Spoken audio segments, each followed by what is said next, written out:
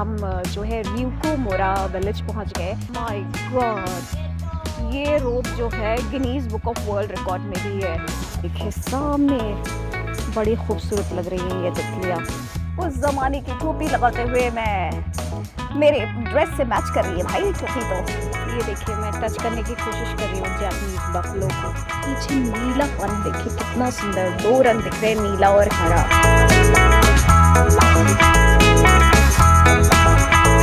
और इस समय मैं अमेरिकन विलेज में हूँ और मैं आपको दिखाती हूँ, बड़ा कलरफुल सा लग रहा है।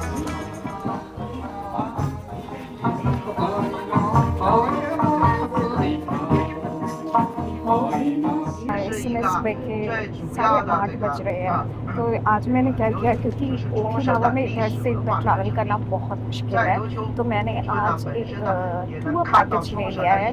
गाइड भाई चाइनीज में बोल रहा है तो मुझे कुछ समझ में नहीं आ रहा है। तो आज मैं देखने जा रही हूँ एक विलेज और वेस्टर्न मोस्ट पॉइंट ओकिनावा का और अमेरिकन विलेज। जापान मुझे हर जगह बहुत भरा भरा सा लगता है। हर जगह मुझे कुछ ना कुछ बिल्डिंग्स दिखती है, और क्योंकि ये जापान की जो डेंसिटी पॉपुलेशन भी बहुत ज़्यादा है तो मुझे लगता है स्पेस की कमी होगी। तो मगर जो चीज़ बहुत हमेशा से काबिल तारीफ़ रही है जापान की, बहुत साफ़ सुथरा है यार। हर जगह साफ़ सफाई मिलेगी। इतनी पॉपुलेशन होने के बाद भी हर चीज़ इतनी साफ़ सुथरी है, वेल मैनेज्ड है कि एज अ सोलो ट्रैवलर आप कहीं से किधर भी कभी भी किसी भी टाइम आप आ जा सकते हैं। कोई डर नहीं है, कनेक्टिविटी सही है और मज़ा आ जाता है जापान ट्रैवल करने में।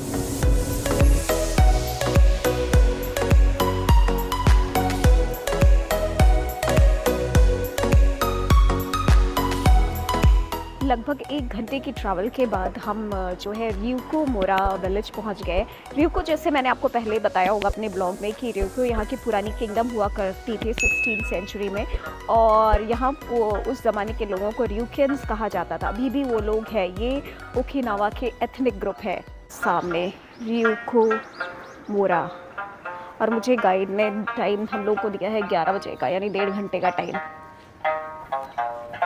ये सामने देखिए बढ़िया म्यूजिक प्ले हो रहा है। ये देखिए टूर गाइड ने ये टिकट दे दिया है और बोला है कि भाई 11 बजे आ जाना। चलिए एंटर करते हैं। भाई विलेज में एंटर कर गए हैं।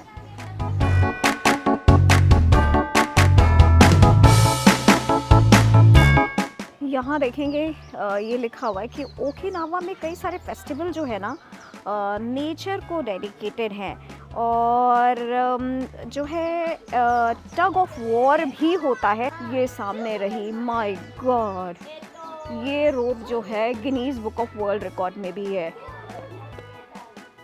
इस विलेज में कल्चर को प्रिजर्व करने की कोशिश की गई है कि 16th सेंचुरी में विलेजेस कैसे होते थे ryukyu किंगडम के ज़माने में। ryukyu मैंने जैसे बोला कि पहले ओकिनावा जो है ryukyu किंगडम का पार्ट होता था। माय गॉड, ये शेल्स देखिए, शंख कितने बड़े हैं ये देखिए, ये शंख। नहीं, ये आप बटरफ्लाई देखिए, सी लटकी हुई है यार ये तितलियाँ। देखिए सामने बड़ी खूबसूरत लग रही हैं ये तितलियाँ।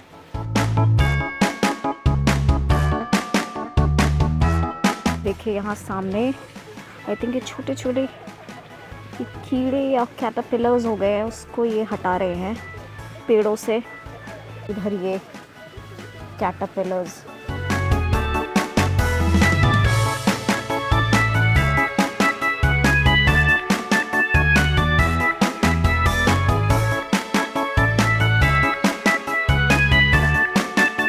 अगर आपको हिस्ट्री वगैरह का शौक़ है तो ऐसी चीज़ें बहुत अच्छी हैं। आप आ सकते हैं, देख सकते हैं, समझ सकते हैं कि पुराने ज़माने में दुनिया के और पार्ट में कैसी चीज़ें होती थी, दुनिया कैसी हुआ करती थी।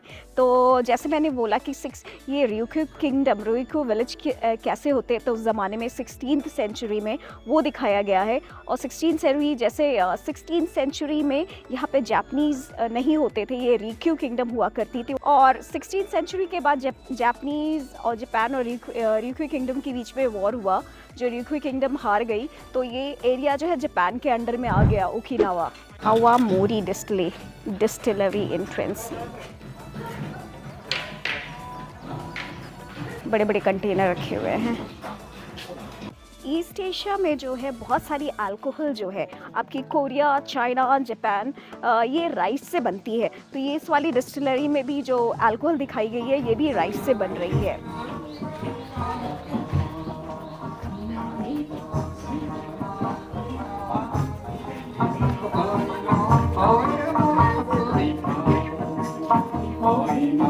यहाँ देखिए ड्रेस्ड अप होके पूरा बंदी रिक्यू टी बेच रही है। ओ लिखा हुआ है this T is made from 38 kind of leaves. क्या बात है। बंदी को देखे बढ़िया खुश है, क्लैपिंग कर रही है, म्यूजिक चल रहा है, बढ़िया मस्त क्लैप कर रही है।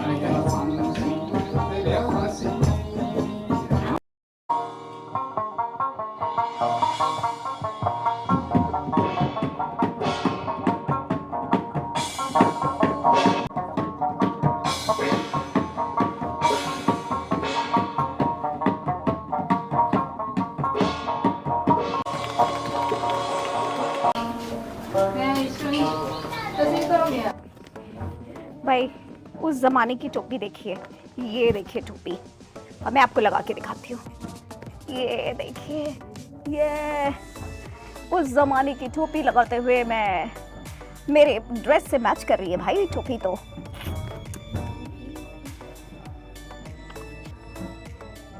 ये तो देखिए जो मैंने टोपी लगाई थी, इधर लड़कियाँ और ये टोपी लगा के खड़ी हुई है।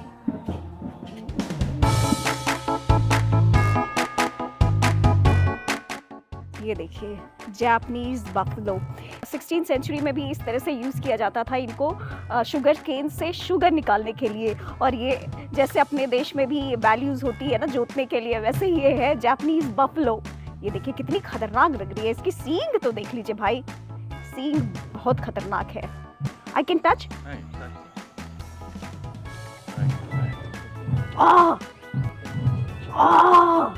बहन डर गई, बहन डर गई, बहन डर गई।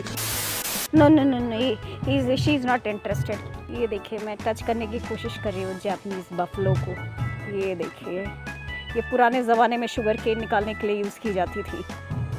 चला चला के जैसे अपने यहाँ बैल जोते जाते थे वैसे यहाँ पे भी ऐसे ही होता था। ये देखिए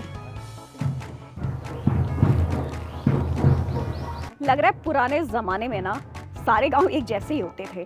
हाँ, अपने भारत देश में जिस तरह से गांव होते थे वैसे ही लग रहा है जापान में भी उसी तरह से ही गांव होते थे। ऑलमोस्ट चीज़ें लग रहा है सिमिलर होती थी 16th-17th सेंचुरी के ज़माने में। एक जगह हम लोग लंच करने आ गए हैं तो आप मेरे पीछे नीला पानी देखिए कितना सुंदर, 2 रंग दिख रहे हैं, नीला और हरा।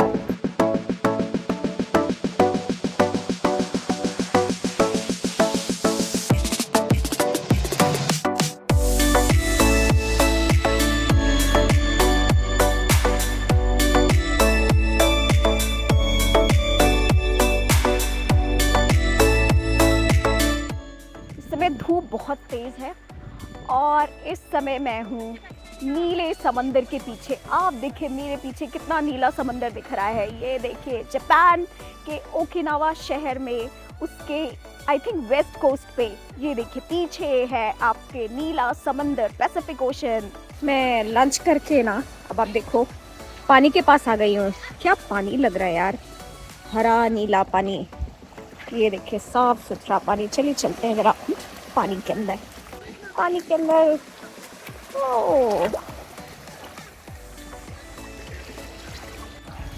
मैं आपको पूरा इलाका दिखाती हूँ।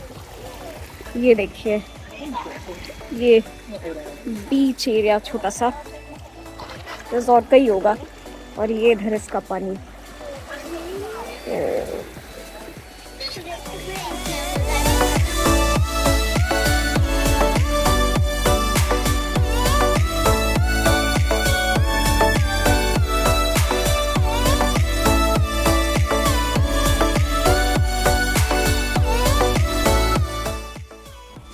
भाई बहुत ज़्यादा धूप हो रही है तो अब मैंने छाता ले लिया, बिना छाता के चल पाना बहुत मुश्किल है। और मैं केप जंपा पहुंच गई हूँ। केप जंपा जो है वेस्टर्न मोस्ट पॉइंट है ये ओकिनावा का। जैसे मैंने पहले भी आपको बताया है कि ओकिनावा में अभी भी यूएस फोर्सेस है, तो यहाँ पे वार्निंग भी लिखी हुई है उनकी तरफ से, US forces Japan and all visitors कि हजार्डस एरिया है और वाटर कंडीशंस यहाँ पे अनप्रिडिक्टेबल हैं और कभी कभार लाइफ थ्रेटनिंग हो जाती हैं, तो अपनी कोई भी वाटर रिलेटेड एक्टिविटीज़ जो है सेफर लोकेशन पे करें। चलिए आगे चलते हैं। मैंने सुना है कि सनसेट के टाइम पे ये बड़ा खूबसूरत हो जाता है, तो इसलिए बड़ा अच्छा लगता है। वाओ, ये देखिए फूड ट्रक वगैरह भी खड़ी हुई है, लोग बैठे हुए खा रहे हैं। ये देखिए यहाँ पे बर्गर वगैरह भी मिल रहा है और सामने देखिए लाइट हाउस है।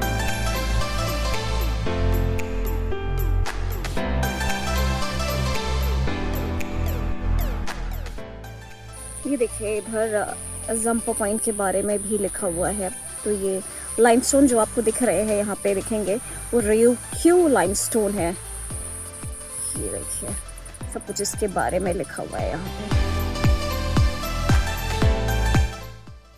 भाई इस समय मैं ओकिनावा के वेस्टर्न मोस्ट पॉइंट जिसे केप जंपा बोलते हैं वहाँ पे हूँ और मेरे पीछे अब मेरे राइट साइड में लाइट हाउस है, उधर समंदर दिख रहा है, मगर भाई धूप बहुत ज़्यादा है तो बिना छाता के चल पाना बहुत मुश्किल है। मैंने सुना है यहाँ पे सनसेट बहुत अच्छा होता है, तो मगर मैं इस समय दोपहर में आई हूँ। मैंने ये यहाँ ओकिनावा में सबसे बड़ी प्रॉब्लम क्या है ना, इधर से उधर ट्रैवल करने में बड़ा मुश्किल होता है, तो मैंने क्या किया था, टूर पैकेज ले लिया क्लुक से, क्योंकि अदरवाइज़ यहाँ तक आना बहुत मुश्किल है और टैक्सी से अगर आप आते हैं तो बहुत कॉस्टली पड़ता है, तो और कोई ऑप्शन नहीं था। तो सनसेट तो नहीं देख पाऊँगी, दोपहर की धूप ही देख सकती हूँ, मगर एरिया बड़ा सुंदर लग रहा है। मुझे लगता है जब सनसेट होता होगा तो ये काफ़ी सुंदर लगता होगा ये एरिया। ये सामने लाइट हाउस है, तो जिसको ऊपर चढ़ना है तो ऊपर भी चढ़ सकता है, ऊपर आप लाइट हाउस के टॉप पे जा सकते हैं, तो मगर मैं तो नहीं जाने वाली हूँ। इस समय मैं केप जंपा में हूँ और मेरे पीछे आप ब्लू वाटर्स देख लीजिए, ये ईस्ट चाइना सी है यार, कितना खूबसूरत नीला समंदर, इतना खूबसूरत लग रहा है। धूप बहुत ज़्यादा है तो मुझे अम्ब्रेला लेना ही पड़ा, बिना अम्ब्रेला के काम नहीं हो सकता है, बहुत ज़्यादा तेज़ धूप है भाई। मैं आगे आ गई हूँ, ये देखिए साइन वगैरह भी बना हुआ है डेंजर सामने।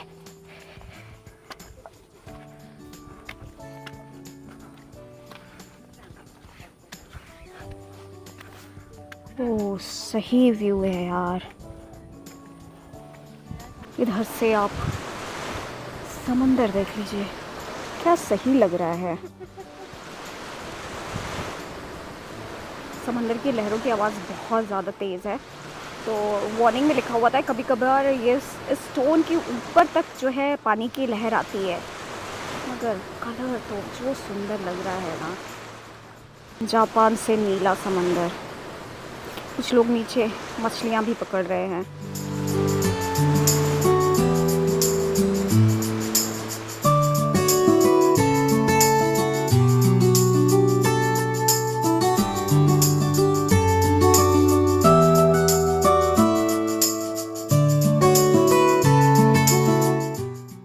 ये सामने पता नहीं क्या है, ये आप देख रहे हैं सामने ये जो चल रहा है, चल क्या रहा है, जो सिलेंड्रिकल ऐसा है, पता नहीं क्या, ये घरों के साथ बाहर मैं देख रही हूँ लगे हुए हैं।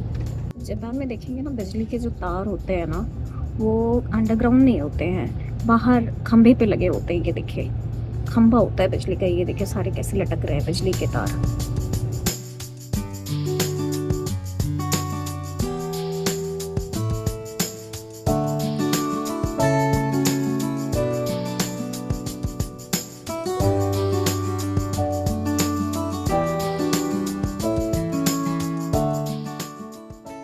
देख रहे हैं कैसे काले बादल हो गए हैं, तो यहाँ पे अचानक से बारिश भी चालू हो जाती है। ये देखिए कितने काले बादल दिख रहे हैं। अच्छा हुआ छाता लेके आई हूँ, छाता आपका गर्मी से भी बचाता है, छाता आपका बारिश से भी बचाता है।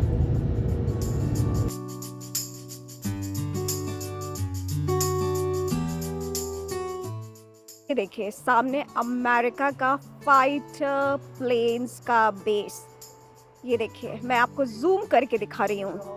वो देखिए सामने प्लेन्स भी आपको दिख रहे होंगे, जूम करके मैंने काफ़ी जूम किया है, मैं उससे देखने की कोशिश कर रही हूँ, क्या कहते हैं, दूरबीन से, टेलीस्कोप से। और ये पूरा एरिया उनका आर्मी बेस है, ये देखिए जूम करके मैंने पूरी दिखाने की कोशिश की है आपको। सामने दिखाई दे रहा है command post, 18 wing command post, वो सब दिख रहा है। इस एयरबेस का नाम है कडेना एयरबेस। और यहाँ पे एयरक्राफ्ट और हेलीकॉप्टर्स कौन कौन सी हैं यूएस की, ये देखिए यहाँ पे दिया हुआ है। ये देखिए सामने मैं एग्जीबिशन रूम में आ गई हूँ, यहाँ पे देखिए पूरा एयरबेस को दिखाया गया है। और ये देखिए माई town has a military base. अभी भी जैसे मैंने बोला कि यूएस की मिलिट्री यहाँ पे भी है, कडेना airbase which includes a कडेना airfield is the largest US air force base in the far east. ये देखिए मैं ओकिनावा में अभी भी यूएस मिलिट्री है। ये देखिए प्रेजेंट लोकेशन ये है कडेना। यहाँ पे दर्शाने की कोशिश की है the burden of US military bases in Okinawa continue even after the cold world war. तो यही है कि कोल्ड वर्ल्ड वॉर हो गया, फिर भी मिलिट्री बेस है अभी भी यहाँ पे। फोर्सेस पहले से कम हो गई हैं यहाँ पे, मगर बेस तो है ही है अभी भी। ये देखिए सामने यहाँ बैटल ऑफ ओकिनावा की बात की गई है। Battle of Okinawa was hello on earth बोल रहे हैं। जापानीज़ में लिखा है तो मुझे समझ में नहीं आ रहा है कि क्या है, ट्रांसलेट करके मैं आपको बाद में बताऊंगी। ओह माय गॉड, पूरा का पूरा शहर जला दिया गया था। ये देखिए यहाँ सामने 32nd Japanese army was established to defend Okinawa areas. ये देखिए, और यहाँ पे ये भी बोला जा रहा है Okinawa was forced to become involved in the war.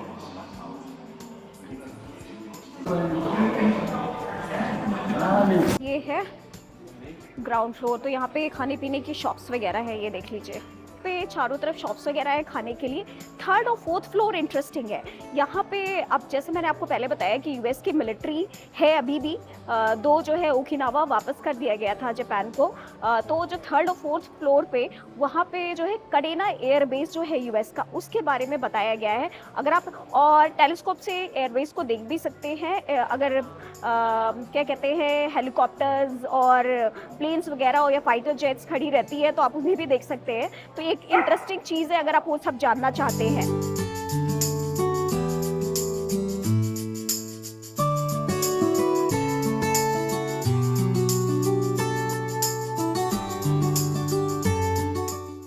इससे पहले जो मैंने आपको एरिया दिखाया था वो वाला एरिया दिखाया था जहाँ से आपको यूएस एयर बेस कडेना दिखता है। अभी मैं जो हूँ अमेरिकन विलेज में आ गई हूँ। मुझे लगा था वही अमेरिकन विलेज है, मगर वो अमेरिकन विलेज नहीं है, वो सिर्फ कडेना एयर बेस का व्यूइंग पॉइंट है। और इस समय मैं अमेरिकन विलेज में हूँ और मैं आपको दिखाती हूँ। बड़ा कलरफुल सा लग रहा है।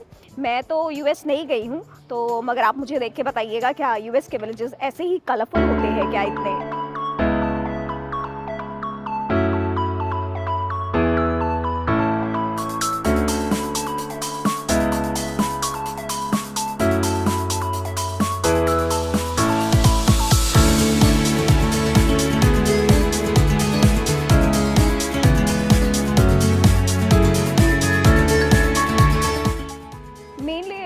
एरिया में जो है इस अमेरिकन विलेज में खाने पीने की शॉप्स है।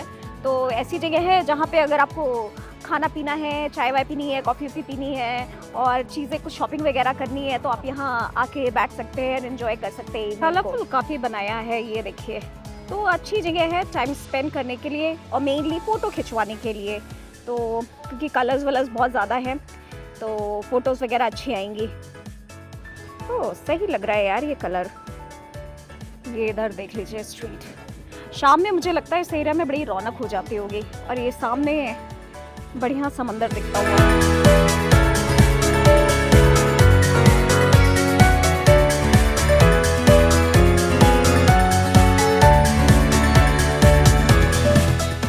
मगर बिना छाता के चल पाना बहुत मुश्किल है, बहुत गर्मी हो रही है। अब धूप भी देख सकते हैं कितनी चकाचौंध धूप है। एरिया सुंदर है, कलर्स काफ़ी यूज़ किए हैं तो उससे अच्छा है सामने समंदर भी दिख रहा है, शाम में बैठे एंजॉय करिए व्यू और खाइए खाइए पिए।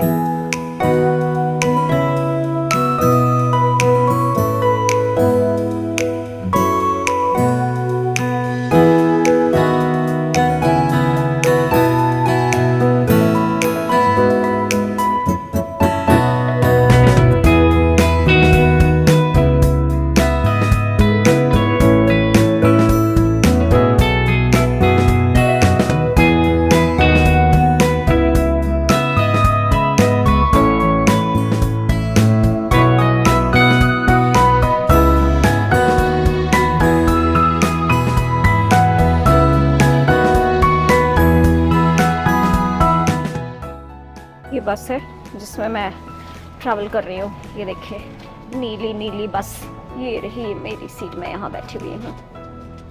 भाई हुआ ख़त्म हो गया है तो मैं वापस नहा शहर में आ गई हूँ। तो ऐसी एक स्ट्रीट में घूम रही हूँ।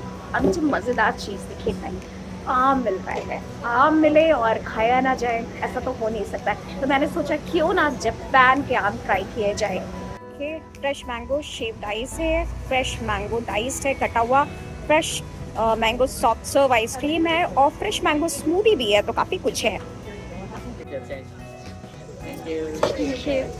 तो मैंने फ्रेश मैंगो डाइस लिया, तो ये 780 येन का था। तो ये देखिए ये आया, ये देखिए सामने मुझे दे रही है फ्रेश मैंगो।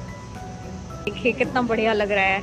मेरे पास है इस समय जापान के, देखिए लबादार एकदम पीले पीले आम, जापान के आम। ठुआ बस ने जो है मुझे हम लोगों को काकुसाई स्ट्रीट में छोड़ दिया, ड्रॉप करा है। तो ये जो मेन यहाँ की हैपनिंग स्ट्रीट है, तो मैं आपको दिखाती हूँ। मैं अभी 2 दिन पहले रात में आई थी, अभी दिन का माहौल दिखाती हूँ। ये है काकुसाई स्ट्रीट, ये कलरफुल सी है काफ़ी। और सबसे भयानक चीज़ मैं आपको दिखा दूँ जो यहाँ पे मिल रही है, वो है ये हाबू स्नेक वाइन मिलती हुई। सही है यार, दिन में अच्छी लग रही है स्ट्रीट।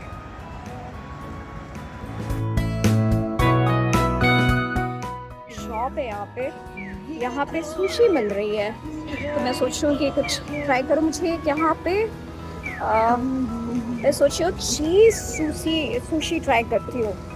और देखो सालमन मेयोनीज है, और ये रही हुई शॉप। ये देखिए ये मैंने ऑर्डर किया। इसमें देखिए राइस है, पोर्क है, चीज़ है और एग है। पता नहीं सब कहते क्या है। यहाँ पे लिखा तो उन्होंने चाउ चाउ है, और पता नहीं यार जो भी है खाते हैं।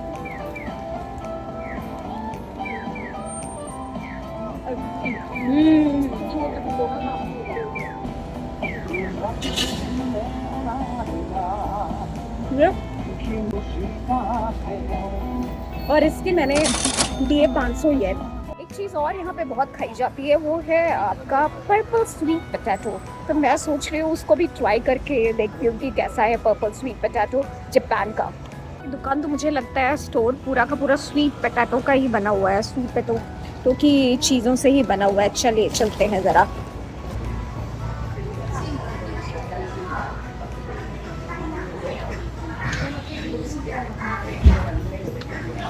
जो आप मेरे शॉप देख रहे हैं, इसमें स्वीट पोटैटो से बनी हुई काफ़ी सारी स्वीट्स मिल रही है।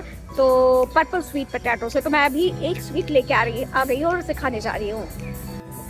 ये देखिए मेरे सामने है पर्पल स्वीट पोटैटो और मैं इसे खाने जा रही हूँ। बस देखती हूँ। पर्पल स्वीट पोटैटो यहाँ ओकिनावा में काफ़ी खाया जाता है। मैंने भी एक स्वीट ले ली, देखती हूँ टेस्ट कैसा है।